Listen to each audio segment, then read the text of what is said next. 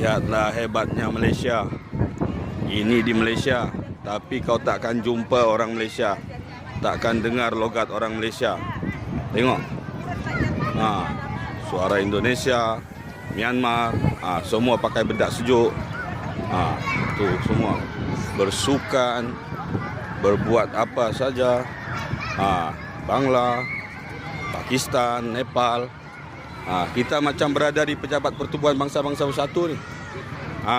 Dia tengok aku ni, kenapa? Macam dia nak marah. Marah pang sekali. Aduh, tengok. Itu baru cebisan, baru satu kawasan tau. Bayangkan dalam satu kawasan populasi 30,000 penduduk, ada lebih daripada 40% warga asing. Bayangkan berapa banyak kawasan perumahan kos rendah yang ada di Lembah Kelang ni. Jadi kamu masih percaya dengan data ataupun fakta-fakta yang diberikan kerajaan? Persoalannya sekarang, kalau data kerajaan tu salah, apa sebenarnya yang terjadi ni? Adakah terjadi penyembunyian fakta supaya kita rakyat ni konon-konon tidak boleh gusar? Okey? Atau adakah warga asing jauh lebih bijak? Mereka boleh tipu pihak berkuasa. Kalau dah sampai level tu, maknanya penguatkuasaan kita sudah kaput. Dan warga asing sudah lebih bijak daripada apa yang kita sangkakan.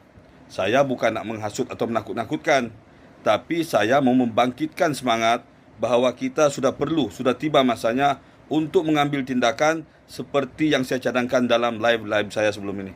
Okey guys, pihak berkuasa tolong pantau. Rakyat tempatan tolong bertindak.